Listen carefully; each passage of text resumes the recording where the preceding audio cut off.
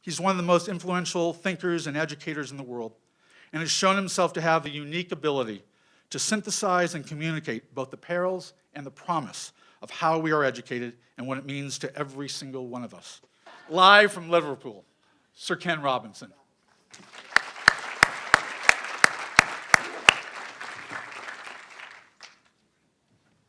Well, thank you, Alan. And I know you can hear me because I can hear myself. It's a great irony, isn't it, that I live in Los Angeles. And when you told me about this remarkable center that you're establishing, I was absolutely delighted to be asked to come along and say some words of introduction, confident that I would simply be on the 405 for about, 2 days or more to get from Westwood, and be among you. And as circumstances fell out, as Alan said, I happen to be in England now, in Liverpool, which is where I'm from originally. So I wanted firstly to apologise personally for not being there in the flesh, as it were. I really hoped I would be, and assured Alan that I would be. And I want to thank Alan not only for the vision he brings to the centre, but for his graciousness and understanding about my not, in the end, being able to join you, as it were, in the room for this breakfast. But I was very keen to be part of this. I'm a great fan of USC. My son was a student at USC. And I think the work of the centre is important in almost every way. It's about engagement. It's also about collaboration among disciplines at USC. But it's also, as Dean Gallagher has said in describing the centre, about forging connections between home, school and the community. And that, I think, is one of the great challenges that faces every education system currently. As it's fallen out, I'm absolutely thrilled to be speaking to you from LIPA. You may see a photograph come up in just a minute of LIPA. This is the Institute for Performing Arts, which was founded, established in 1995. And we're sitting here in the school that Paul McCartney attended as a student in high school. And the school was actually founded by Paul McCartney and Mark Featherstone Whitty, who is the chief executive. They both are. And they have done, Mark particularly has done absolutely remarkable work in taking what was a derelict building and turning it into what is one of the most effective, best respected, and I think all round one of the most important conservatoires for the performing arts in Europe. I'd push a bit further than that myself, but I'll settle for Europe for now. But look, let me just say a couple of words about why I think the school is so important. One of them is that it is in Paul McCartney's old high school. I went to school in Liverpool across the city centre, about 2 miles away. I went to a school called the Collegiate. And both schools ceased functioning as high schools, I think, in the 70s. Paul and Mark came to the school when it was empty and derelict and had the vision to turn it into this remarkable centre for education and training. My old school burnt down. I'm just saying, you can draw your own conclusions. But I remember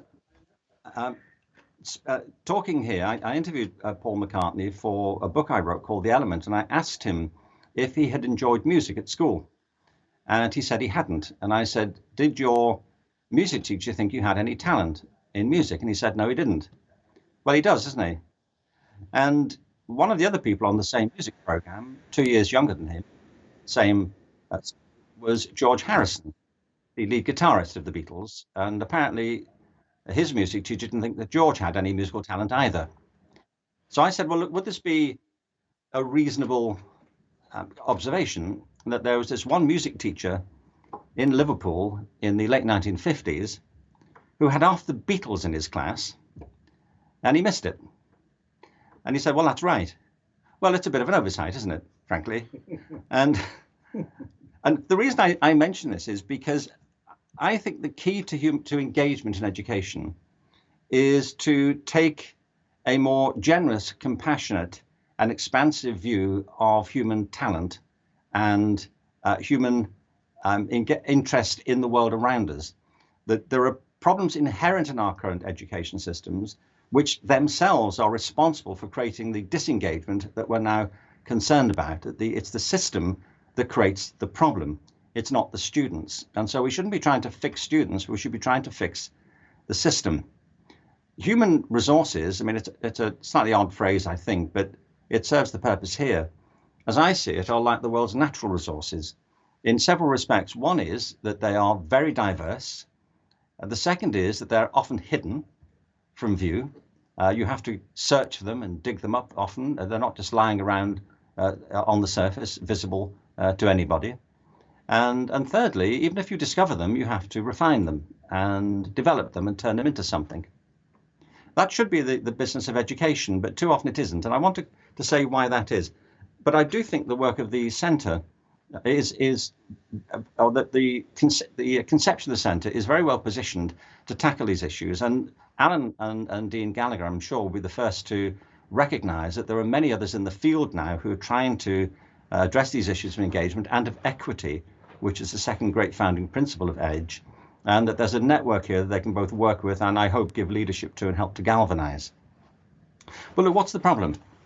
How would you judge the impact of an education system? If we want to improve it, what is it exactly that we're trying to improve?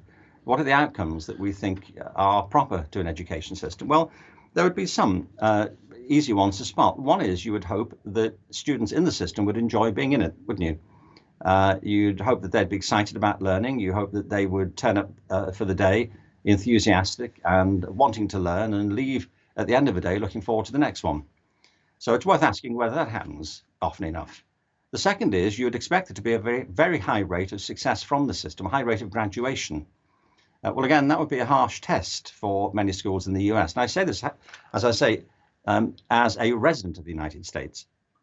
I ought to point out, incidentally, that I have lived in Los Angeles now for 17 years. We came over to LA in 2001, and I have a green card. I wish to point this out. I'm not just jumping on the internet here to take a few shots at the system. I have a green card. I'm invested in California, in Los Angeles. I'm officially an alien, incidentally. I'm a resident alien. So thank you for that. And yet I move among you. Undetected. Actually, I've recently applied for citizenship. I might have picked a better time to do that. We'll find out. But there are problems, as you know, across the American education system of low graduation rates. I mean, it depends where you look, but on average, about 20% of people who start the 9th grade in American high schools don't complete the 10th grade. So graduation rates might be another marker. Overall well-being, you'd expect students to be happy and to feel fulfilled across a wide range of spectra, physically and emotionally and socially. How well does our system do that? You would expect, wouldn't you, that the result of an effective education system would be a positive contribution to a buoyant economy and the sort of economies that young people are moving to become part of.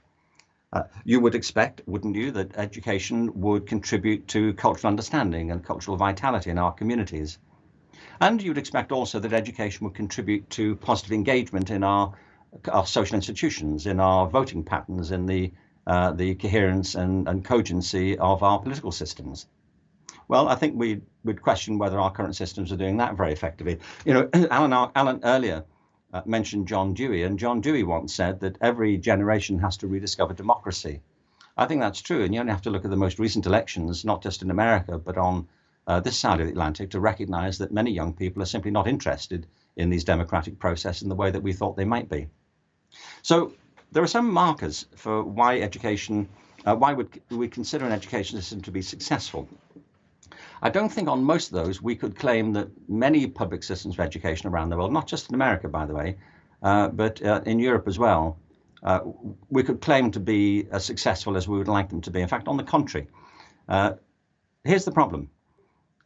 There's a distinction always to make between symptoms and causes. I want to talk about the causes in just a minute, but just in terms of symptoms, there is a very high rate of non-graduation in our high schools in America. Let me focus on those. I dislike the term dropout, and I would rather not use it, because if you call somebody a dropout, it rather sounds, doesn't it, as if they have failed the system. I think if you've got over 20% of young people, sometimes 30, sometimes 40 in some of our inner city districts, not completing high school, I think it's a bit brash to say that they have failed the system. I think at that point you've got to say the system failed them. If you were running a business and you lost 30% of your customers every year, Now, you might wonder whether it was these stupid customers or your business plan. And I believe that the problem lies not in the students, as I say, but in the system itself. The system creates the problem. And we need to understand that if we're going to solve the problem. Beyond people who don't graduate, there is a massive undertow of people who just aren't interested. You'll be getting some figures during the course of the morning on the levels of engagement and disengagement, and they are really very daunting to recognize how many people turn up at school and just go along with it, but aren't especially interested in it and are playing the game to get through it. And then there's a third factor, which the best way I can think of it is dissonance. That's to say a division, a separation between what goes on in schools and what goes on in the world around schools. For example, there is a big movement at the moment to reform schools by raising standards. On the whole, it's failing to promote the very capabilities in the economy that most businesses now say they want, including creativity, collaboration, cooperation, and communication skills. In Davos recently, the leaders of the World Economic Forum published a report calling on education systems to promote these very capabilities, but most of our systems simply don't. Which is ironic to me, because most governments are imposing on schools systems of education which are meant to be beneficial to the economy, and most businesses take the opposite view. In fact, many businesses these days aren't terribly concerned about whether students coming through the system have got degrees, for example, and often complain they lack the very qualities they're looking for. So there's a dissonance there. There's clearly a dissonance between what's going on in schools and the broader culture. Alan mentioned the impact of digital technology, and this is causing all kinds of anxieties and stresses and strains for young people as well as for adults. But this revolution in digital technology hasn't ended, it's hardly started. The revolution in artificial intelligence, which is heading our way just now, if we're to believe those who are on top of the literature and within the fields of research, is going to absolutely dwarf everything that's happened in the past 15, 20 years. I've no doubt at all that my daughter Adeline, who is 2 weeks old, well, as of yesterday, along with other children who were born this year, will be looking back at pictures of you 30 years from now with patronizing smiles. And they'll be pointing to these iPods and iPads and iPhones that you're currently holding, and we feel are so sophisticated and the kind of last word of technological evolution, and wonder how you coped. They were saying really it was like a thing, that you carried it around in your hand and you had to press it. I mean, how was that? And touch it with your fingers, like gross. So these revolutions haven't stopped. They've hardly started. You combine that with the rate of environmental change and population growth, and we have a very serious, even I would venture to say, a series of existential issues on our hands that education has to engage in. But these are all symptoms. The non-graduation rates, levels of disengagement, of dissonance, of stress and anxiety, they're not the causes. They're the outfall. The causes, I think, really lie deep in the ideology of our current education systems, which were evolved, it's worth remembering, in the mid-19th century to meet the needs of a different world. I can summarize it quickly. I think the problems are to do with rituals, resources and relevance. But the best way I can put it is that for most education systems in the past 15, 20 years, this has been a time of constant government intervention. Governments all around the world have been trying to improve education, largely for economic reasons, and they've adopted a set of similar strategies. A good friend of mine, Pasi Sahlberg, refers to this as the Global Education Reform Movement, or GERM for short, and it certainly seems to have been contagious. There are several elements of this particular strategy for school improvement.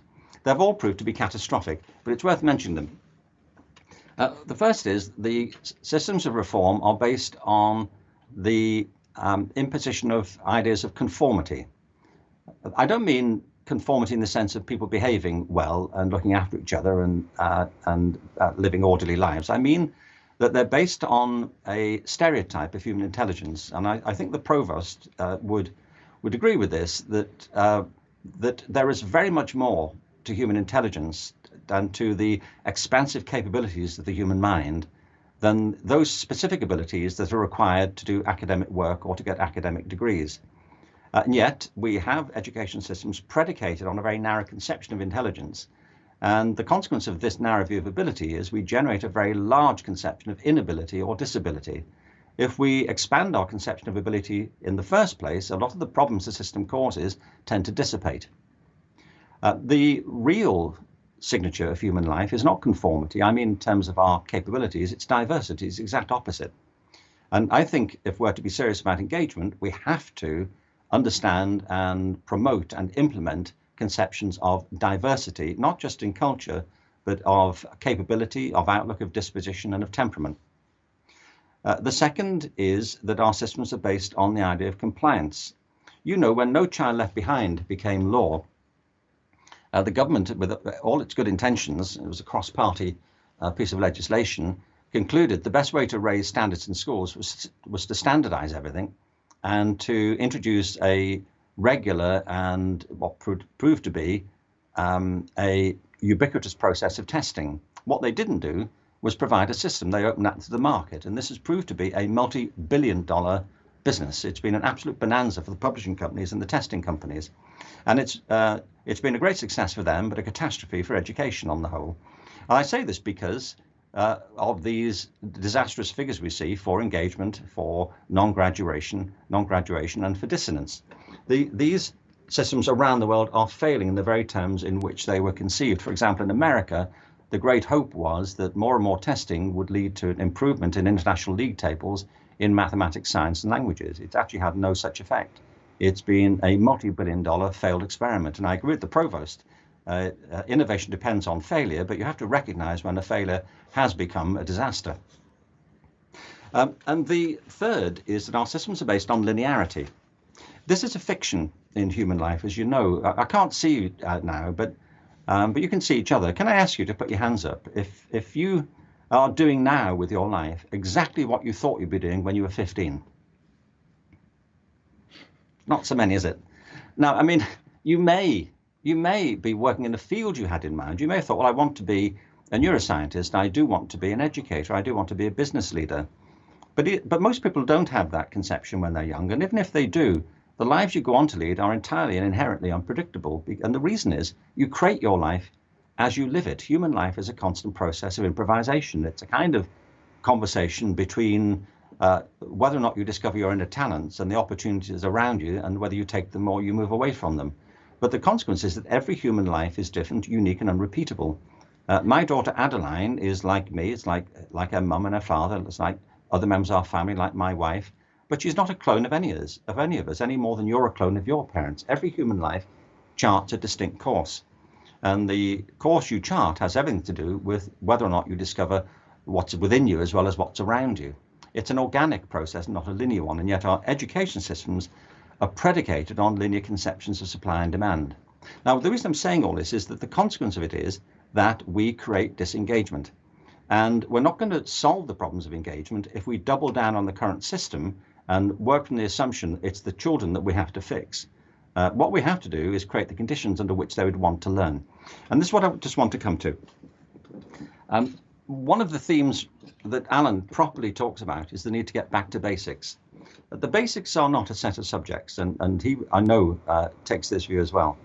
The basics are the purposes of education, and also what it is to be a human being and how human beings grow and evolve. I want to show a very quick video here. I mean, it is quick. It's about 30 seconds. Let me explain what it is. It's not a puzzle, but it's better to know what's coming so you can appreciate it. Basically, it's a short video off YouTube, and it's a toddler. His parents give him a present, and it's a banana. That's it.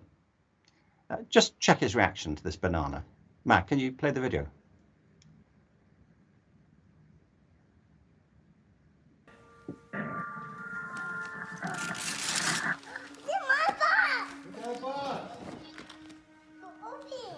Open it.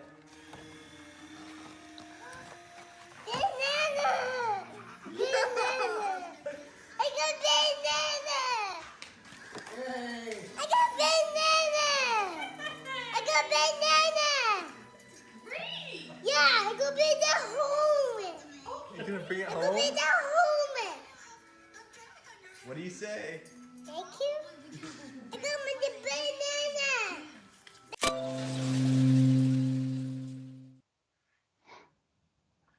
I love that. You know, I really think we should take another look at bananas. Don't you? I think we're taking them for granted. I mean, that joyous enthusiasm for discovering the world, it's a wonderful thing to see, and all babies have that. I mean, it tones down, obviously. It's as well, it does tone down. I mean, you wouldn't want that going on in Ralph's every day of the week, you know, or you know, when you go to Whole Foods, you don't want people going around crazed, waving bananas around as if they've never seen one. I mean, restaurants would be an entirely different experience, wouldn't it, if we didn't tone this down a little bit? But the point is that children, and this is where we have to start, this is where the basics begin. Young children are learning organisms. They love to learn. They are driven by a kind of furious curiosity about the world around them. Think what they do in the first couple of years of life. Most kids learn to speak. I mean, that's a fantastic achievement when you think about it. And the interesting thing about it is that nobody teaches them how to do it. Children learn to speak because they want to and they can. They absorb it through their skin in the way they absorb all kinds of behaviors, understanding about people's reactions to them, how the world operates. Nobody teaches them it. And the reason you don't teach them, you know, if you're a parent, you didn't teach your child to speak, and you know why. It's because you don't know how you do it either. And even if you did, you can't instruct somebody in speech. You know, there isn't a point, is there, where you sit your child down at the age of 18 months and say, look, we need to talk. Or more specifically, you do. And this is how this is going to work. You've probably noticed your father and I making all these noises for the past 18 months, and I know it's all rather baffling, but some of these noises mean things. We call them nouns. They're the names of things, and there'll be about 5,000 of them you'll need to pick up.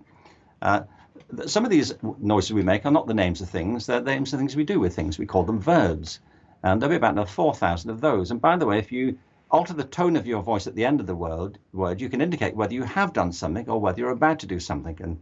And don't worry about the subjunctive. Honestly, nobody gets it. So, you know, you don't do that. Children learn through their skin. But here's the thing. There is a difference between learning, education, and school. Kids love to learn. They don't all get on with education, and some have a hard time with school. Here's the difference. Learning is a natural process of acquiring new skills and understanding, and we do that naturally, voraciously, and continuously throughout most of our lives.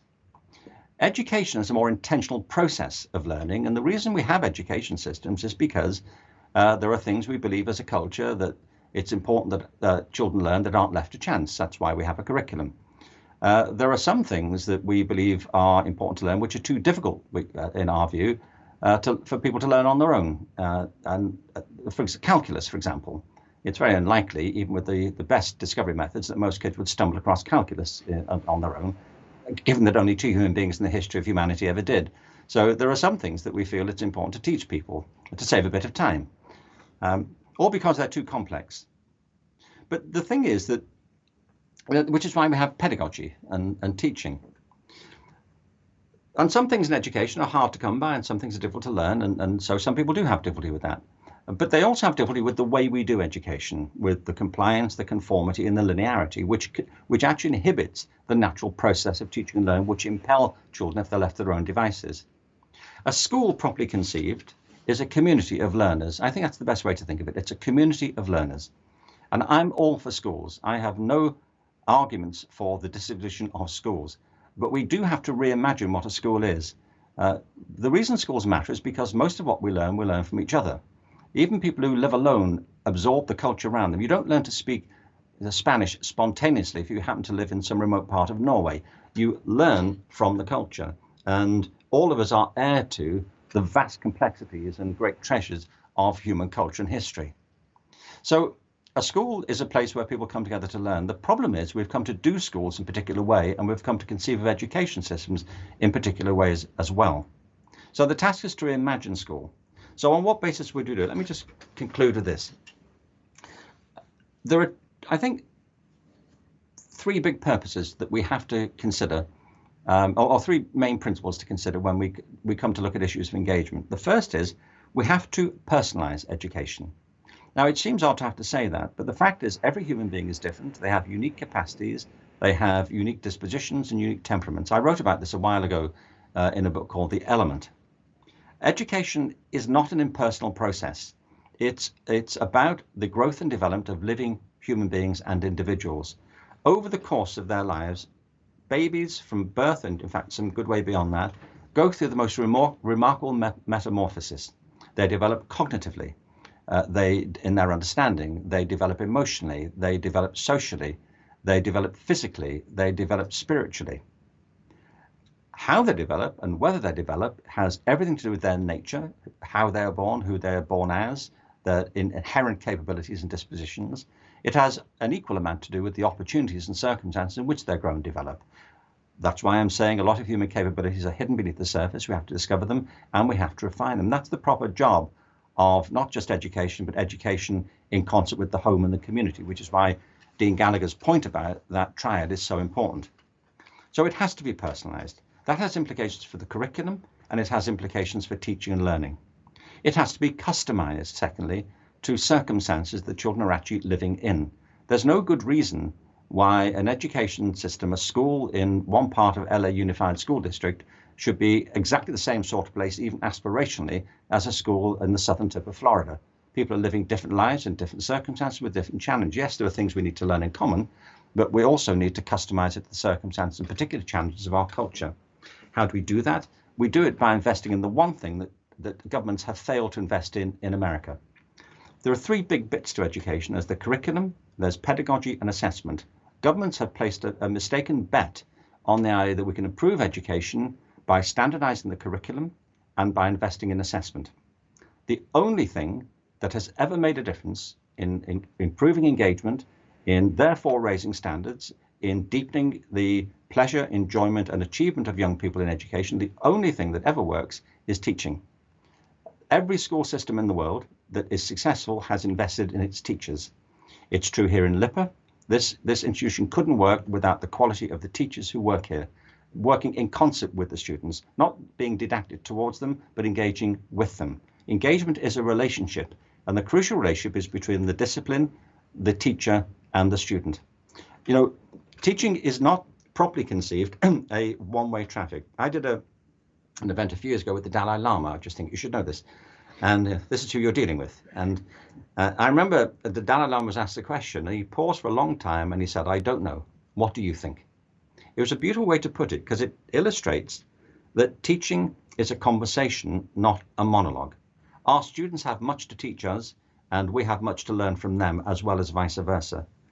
Every school system that works, every institution that's great and is achieving great things, invests in the quality and the respect and the professional development of its teachers. Yes, we need a curriculum. Yes, we need supportive, informative, descriptive and illuminative systems of assessment. But unless we focus on what really matters at the heart of engagement, all these things will simply report more eloquently on the failures that we're perpetrating. And the third big principle is purpose. Why are we doing all of this? Well, as we face a rapidly changing world, I think the core to this is we have to help young people discover the world inside them and the world around them for economic, social, cultural and personal purposes. I've tried to set some of these things out in a book I've just published for parents. It predates me becoming a grandparent. I was going to write it anyway, but I'm going to go and read it now. I've written it. It's called You, Your Child and School. Parents are partners in this process, as Dean Gallagher has indicated. We can't step outside the community and the homes which our children are part of. Education has a duty of care to be more actively engaged in them. The final thing, and it is the final thing I want to say, is this, that we also have to rethink the narrative of education. We have lived for too long with the idea that the whole purpose of primary school is to fit people for secondary school, and the whole purpose of secondary school is to prepare people to go to college. You know, colleges are well and good. USC is a great college, but people don't have to go to university to have a life. On the contrary, this is a busted flush. I've worked in universities. I'm not against universities. I like academic work. I have a PhD. I write books. But not everybody needs this process. Not everybody benefits from it. And the consequence, by the way, is that we're pumping people through into higher education who don't want to be there and who have no idea what they're going to do when they leave. And they're leaving with a mountain of debt. Along the way, we're actually disparaging all sorts of other routes into fulfilling lives and vibrant communities and healthy economies in the vocational sector, in the technical sector. We're deferring all of these opportunities for this kind of unfulfilled promise of a university degree. I think that has to be on our agenda for this discussion. While graduates are going unemployed and underemployed all around the world, hundreds of thousands of jobs in America in technical and vocational trades are neglected because people are being discouraged from applying for them because it's seen as second rate. This narrative of academic and vocational is part of the deficit of having a narrow view of intelligence to begin with. So thank you for this invitation. Thank you to Alan for asking me to be part of it. My repeated apologies for not being with you in the room. My thanks to Lipper again for making it possible for me to be with you at all. I honestly was thrilled to do this because there is no other conversation that matters more in education than how we engage the students who we're meant to be serving. And it isn't about improving what we do now, it's about reimagining what we do now and putting it onto a different track. So I think today's conversations are deeply important, particularly for a massive complex system like LAUSD, for this wonderful city of Los Angeles with its great network of communities and cultures and economic opportunities. And it's the historic role of a great university like this to be at the center of the intellectual regeneration of that community. So thank you for the invitation. My best wishes for the conversations that lie ahead. And I look forward to being more involved in them when I eventually get back to Los Angeles. Thank you.